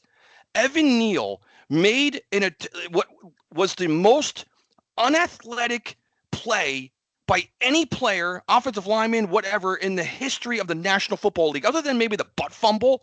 Novak, sorry, but I mean, that's Evan Neal looked like he slipped on a fucking banana peel while diving at the defensive end's knees. And it wasn't even his guy that came in and batted the ball down and resulted in the pick six. But just the fact, I started thinking again, how much longer do we have to look at these kinds, at Evan Neal? Not only do I want him off my roster, I want him out of my life. I'm trying to talk about a New Year's resolution, the Dick, Evan Neal. I got one more guy I want to highlight. I want these people out of my life. Like Evan Neal, just go away. How are you that bad? You were a first-round pick coming out of Alabama. Go watch the video of him attempting that block today. It doesn't even look like it almost looks like he can't walk, let alone block a defensive lineman. If you've ever seen like a walrus throw itself off a dock into the water, that's exactly what Evan Neal looked like on that play. Like, he didn't put his arms up to brace himself. He just kind of like fell at the guy with his helmet. Yeah. And Moose Johnston, what's great, he did say, he goes, well, look at the right side of the line. He goes, I don't know what's happening over here. I mean, what do you mean, Moose? I mean, we've been watching this since we drafted this asshole. This has been going on week after week, game after game, since Evan Neal's been in a Giant uniform. And that's one, like, that film right there. Like, that's like, that is criminal. You cut the guy's ass right there. Right then and there. You do not bring this guy back. And then secondly, I thought about this guy. Darius Slayton. Darius Slayton.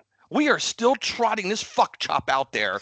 He not only that, he plays every week. He plays most of the snaps. He's been a starter most of his career with this team. This guy, not only would he not be a starter on every other team in the NFL, this asshole wouldn't even. He's not good enough to make half the team's practice squads. And we keep rolling this guy. We keep rolling him out there. Darius Slayton. I went to look at his game log for this year, guys. Outside of the one standout game at Seattle, which was an entire standout game for the entire Giant team, this guy, let's wrap your head around these stats. Darius Slayton. This is like our starter. Like he's one. What is he? What aside from Neighbors and maybe Robinson, who's a slot guy? Like Darius Slayton for a long time was considered like our number one receiver until Neighbors arrived this year. He has this year 9 games of 33 receiving yards or less. 9 out of 14. He missed one game, evidently. He has the game against today, 2 targets, 1 catch. He has 38 catches all year. That's 2.7 catches on average a game. He has 1 touchdown all year, and we keep trotting this asshole out on. Get rid of these deadwood losers. Darius Slayton, you're a loser. The Giants are a loser for keeping this guy on the roster. Knock it off. Like, these are just absolutely painful players to watch. Now, think about it. Darius Slayton could get cut tomorrow. Who's picking him up? Who? We probably would. Oh, yeah, the Chiefs will turn him into a Super Bowl champion. Yeah, well, maybe. Yeah, the Chiefs could probably pick him up. But I just was looking at that again today. I saw Slayton on a couple plays. I just realized, where the fuck, this guy is running around as a starter, and he's quote unquote one of our top receivers. This guy shouldn't belong on the fucking practice squad. Get rid of these people. Get rid of everybody. Yeah, it's time for these people to go. The guy has 38 catches. It's fucking Christmas week. So I know we have a lot of questions this week. Guys, I got to go back to this. I didn't even realize this when I was doing my pet peeve about the Christmas games. The Christmas games, Chiefs Steelers at 1 p.m. on Wednesday, Ravens Texans at 4:30 p.m. on Wednesday. They're on NFL X. I had to figure out what NFL X was. I looked it up. Netflix. Oh. They're on Netflix. Right. That's right. Yeah, we got games on Netflix. We have games on Netflix on Christmas. On Christmas. Stop so we it. can Netflix Stop and it. chill, I guess, right? Stop it. Netflix has to get in the game. Yep. So add this to the shit that the NFL is pulling on us, and you now have games on Netflix on Christmas, which, by the way, I will be in Germany at the time. I will not watch any of those games on Christmas because it'll be at the same time I'll probably be sightseeing. There you go. Better for you. Yeah. I hope they fix their streaming, like from that Tyson fight yeah, debacle. It was terrible. It was terrible. So we got NFL, man. We got a ton of questions this week. So I'll start it off with Peacock. And he asks if we could grant Mara a wish for Christmas, what would it be? So I'll start with Mike on this one. So we're granting John Mara a wish. A wish. I would, if I could grant John Mara one wish, I would say that Arch Manning is going to make a surprise announcement and declare for this draft.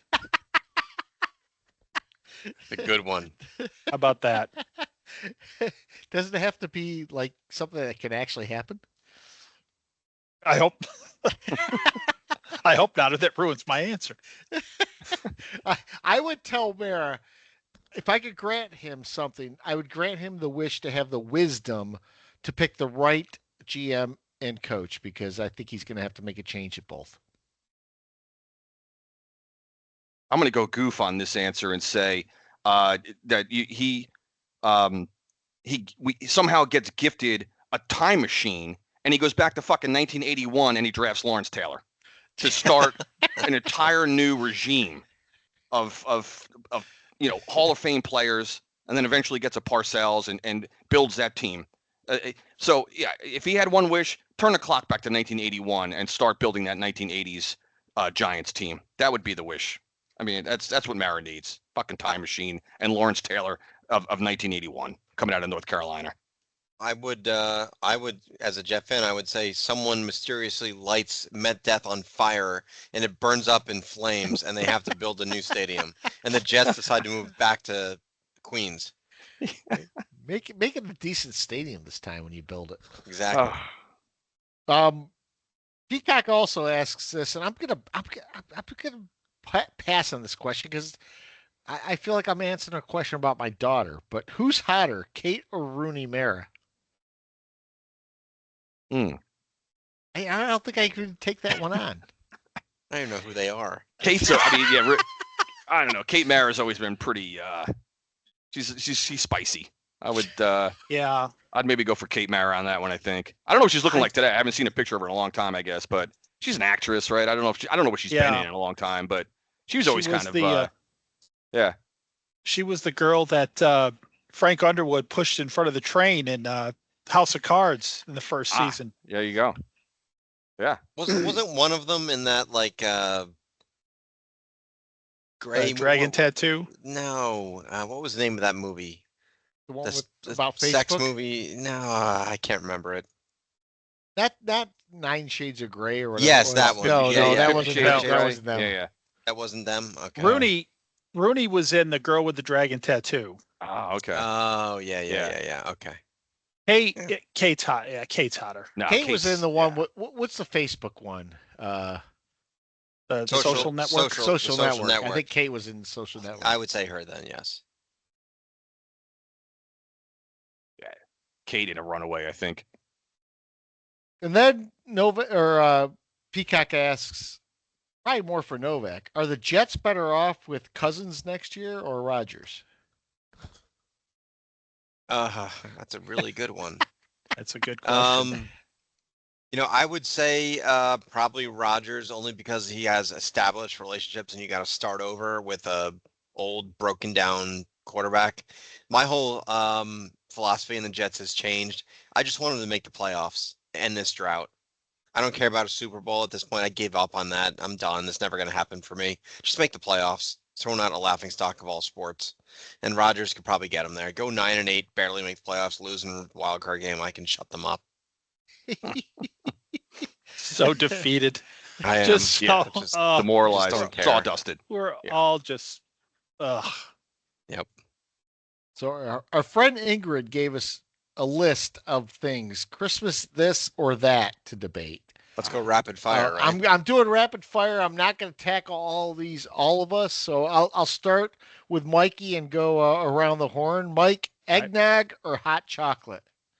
Ooh, I'm a hot chocolate guy from way back. I don't even like it that hot. I like it a little cool. I like chocolate milk, I guess is what I'm saying. I like chocolate milk.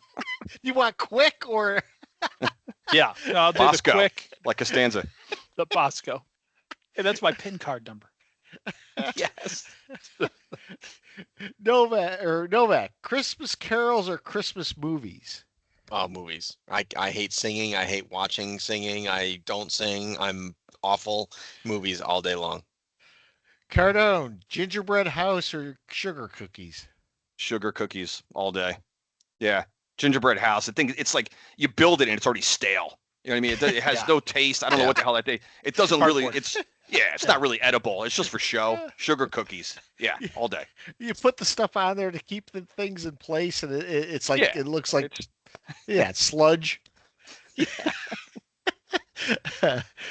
For me, real Christmas tree or artificial Christmas tree? I am a real Christmas tree guy. My wife is an artificial Christmas tree guy, and this is a endless debate. I want a real tree. I want to go chop one down. I want to bring it on top of the car. I want to bring it home and put it in the stand. Absolutely. Put it up on the family truck stirred. Yeah, like Clark Griswold. Yeah. Well, what do you have? Do you have a real or a fake? This year we have a fake, but that's because we're not here for the season. We're going away for the next 2 weeks after this. All right. Mike, Christmas Eve or Christmas morning? Ooh. As a kid, it's Christmas morning, no doubt. As an adult, Christmas Eve, because you just sit around and get all tore up and watch football, I guess. So, Absolutely. yeah. So it changes through life. You start with Christmas morning, and then you get, as an adult, you migrate back to Christmas Eve. Novak, ugly Christmas sweater or fancy Christmas outfit? So I'm gonna say on behalf of my wife, I'll say fancy. Because I've seen your pictures. You are. Yeah, if you've met my wife, she is not one for ugly Christmas sweater. She is the fancy one, so I'm gonna go with fancy. Cardone, Secret Santa or White Elephant? You know what? I'll go Secret Santa. Yeah. Secret Santa is one of those things that we used to do all the time, and now it seems like White Elephant has surpassed that. So it's like, yeah. It's a little more traditional. So for me, opening gifts one by one or all at once, we've always gone around the horn one by one. And stretch it out. Finish You got to stretch it out. Yeah. Yeah. Mike, tinsel or garland? Neither. I hate it all. I hate tinsel. Oh my God. You find that stuff like in July behind the TV. Yeah, I hate it. We haven't had that as adults, but when I was a kid, man, that tinsel was everywhere. Cats are eating it. That's awful. And Novak, sunny Christmas or snowy Christmas? Oh man, I'm gonna go snowy. I would prefer that. However, I do enjoy living in the South versus being in the North. So, but I'll stay with snowy. So yeah. As long as it melts overnight. Exactly. Right. Yeah. Absolutely. And Ingrid and Mark wish us a Merry Christmas. We wish them a Merry Christmas. We wish all of our listeners a Merry Christmas. So, yeah, thanks for that. I love the Around the Horn segment. Those are good. We can always do rapid fire ones like that. So yeah, that was great. Yeah, it was good. And then my friend Mike has some non-football questions again, and this one's a good one. So I'll start with Cardone on this. What band or musician did you hate or dislike growing up that you don't mind now, or you like? Ooh, that's a good one. That is a good one. Probably. Oh man, the first one that comes to mind when the first hate response, I was thinking like Bon Jovi, man. Even though I'm from New Jersey, like Bon Jovi, I didn't care for the his music, the pop bullshit of it, like sir. But now, like when I see Bon Jovi like in interviews now, whatever, I'm like, you know what, he's a cool dude. He's okay, you know, like he's. So by immediate, fire reaction, probably give Bon Jovi would be the guy for me. Novak? I would say Pink Floyd. I did not like Pink Floyd as a kid. I thought the songs were stupid, and as I've gotten older and I hear it now, I'm like, you know what? I like them. Yeah, Pink Floyd's a good answer. That's not music for kids at all. I remember I didn't like it either. Yeah. Yeah. I would say, who didn't I like really when I was growing up that much? You guys, I remember like when I was a teenager, you guys remember the Eurythmics? Yeah. Oh, yeah. I hated that group, but I still hate them. So that doesn't answer the question at all. I still despise them. You know who I didn't like when I was young, and I'm kind of going down Cardone's path here a little bit too, because this is surprising, but I kind of like now is Bruce Springsteen. I did not like the boss. Mm-hmm. I used to say he's not the boss of me. You know what's funny about that is a couple Jersey guys, yeah, we dug on Jersey guys. Yeah, we did. I liked Bruce back in the day, and really don't like him now. So I'm the opposite of that.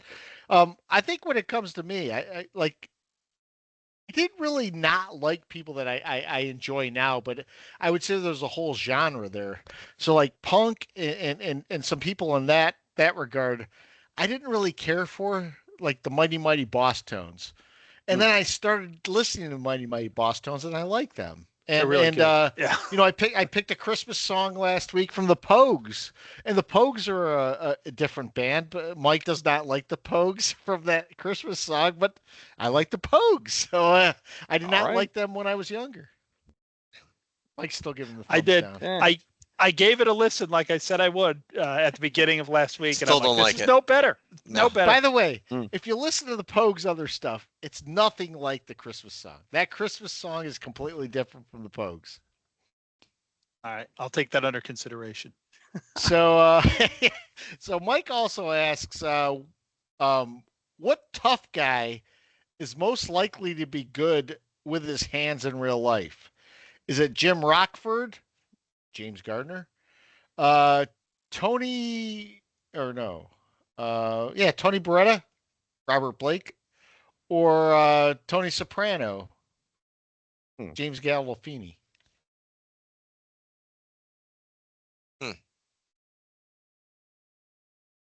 So these are more from the old detective guys. I would say this, since I had the benefit of seeing this question, Robert Blake for me, hands down, badass. is the guy who's going to be good with his hands because I think he was accused of murder. Oh, I don't know if he actually got caught. He might have actually got convicted of murder. Yeah. If that's the case, then that does make that kind of a no-brainer. I think his girlfriend or wife was in the car, and he went out and just capped her and ended up killing her. Jesus, right. I think out of the three, Gandolfini's probably the biggest pussy. Oh, I disagree with that. Yeah, I don't know about he that. was going to be my answer. Being from Jersey, I'm going to have to go with Gandolfini. I don't know. Maybe I was thinking the same thing. I was the other guys. I don't know. I mean, maybe just for more, being more familiar with Gandolfini. Like I would go with him. Just like the guy just seems like he has hands of steel. Yep. Like just he's the kind of guy just break it in half. Just by grabbing the back of your neck. Agreed. Did you guys know Robert Blake was one of the Little Rascals? Was he? No way. Yeah. Don't tell me he was alfalfa. He was Mickey. No. He was Mickey? Yeah. Yep. I don't remember. Is he dead? Is Robert Blake dead now? He appeared in over 40 Our Gang shorts. Yeah, look at that. Let's see. Oh, he is dead. Yeah, last year. He spent 11 months in jail. Because I think he killed someone. He did. Yeah. That's what I'm saying. He's the badass out of the group. All right. He was acquitted in wife's murder, but he spent time in jail. 11 months. No big deal. He'd do that standing on his head. Yeah, it's not even a year. I mean, shit.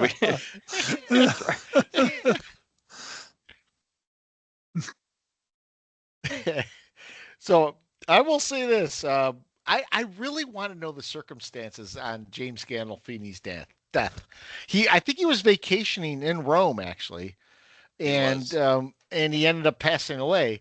And I always wonder, like when those things happen, like did he go on a bender? Did or was he just innocently in his hotel room and passed away? He wasn't an old guy. He's 51, man. Yeah. Yeah, 51. Same thing with like Bob Saget was the same thing. Like that whole thing seems very sketch to me. Yeah. Wait a minute. It's been Sorry, Scott. It's been 11 years that he's gone. Yeah. Gandolfini. Damn, I would not have guessed that. There's no way. It was 2013. I would have said maybe half that. 2018, 2019. Something like that. Yeah. Yep. Yeah. Wow. Time just rips by, man. I think Gandolfini was like a theater guy that just happened to be like Italian looking and cool. That's why I went with Robert Blake, because Robert Blake would fuck you up and then try to not take responsibility for it, like he did his wife. Gandalf to a high school guy that was on The Sopranos. Yeah, really? Yes. Yeah. Frank Pando. Frank Pando. Yep. He was on The Sopranos. Good friend. Really? Good guy. Yep. Did you guys see the movie The Last Castle with Gandolfini, where he was like the warden of a military prison? No. Did not. You should see that movie. That's a great movie. A really What's good it movie. called, Mike? What is it? The Last Castle. The Last Castle. I'll write that one down. Yeah. Yeah. That's an awesome movie. All right. You guys got anything else tonight? I saw a tweet pop up before the Giants game that I thought was funny that I wanted to share with you guys. It was from an Atlanta fan. And he said, "Here we go with our second stint with a black left-handed quarterback that plays for the Falcons, and their last name is one letter away from being male genitalia." So that's awesome. That's outstanding. I had to think about it, and I'm like, oh, it's Michael Vick, of course. Yes, would be awesome. The other one. Yep. Yeah. I found that hysterical. I'm like, yeah, outside okay. of the dick. That's awesome. That's great. That's awesome. So guys, we'll be back. Well, wait a minute. Let's just hope Drew Lock doesn't play for the Falcons. Yeah, right. Well, throw him in there. Yeah. They're gonna pick him up in free agency. Yeah. So next week, I don't know when we'll actually. Well, we're gonna have to talk about when we'll record, because this week we won't go on during Christmas. The following week we have the same dynamic with New Year's and New Year's Eve and New Year's Day, and I'll be in Europe, but we'll figure that part out. But we'll talk. Yeah, about we might be going on a Sunday again, huh? It could be. You know, it's funny. I was asked today, is this the first time in the pod's history that you've recorded on the day of a game? And I'm like, yeah, come to think of it, probably is. I don't remember at any There time might in have the been past. one other time we There's did some the Monday same. nights we did. Probably. We've definitely done Monday nights. I Yeah. thought we've done one Sunday, but I could be wrong. I just didn't We remember. We Yeah. did kick around the idea of doing it live, and we could never That's really right. get that to work. Yeah. But I thought we did come out on a Sunday night one time, but I could be wrong about that. No, maybe we did. I just don't remember. Yeah, it's I too mean, bad the team sucks and we just really don't care, because this would be a great way to get like unfiltered anger. Like if the Giants were in the playoff race and they lost that game the way they did today, I mean, we would be going ape shit. The Jets, Absolutely. I mean, we would be losing our minds on a Sunday night. One of these years, man. You never know. Right? These teams have to get good again, right? They have to get good. It's gotta happen. They're gonna not be good gonna again. I was saying that today. I'm like, they'll be good again, right? The Giants, Giants they will. Giants will. I don't know, man. In 2038, we're going to be on top of the charts. Mark it down. 2038. 2038. All right, man. I'm All right, shutting her everyone. down. Merry Christmas, everybody. Merry Merry Christmas. Merry Christmas. Christmas, everyone.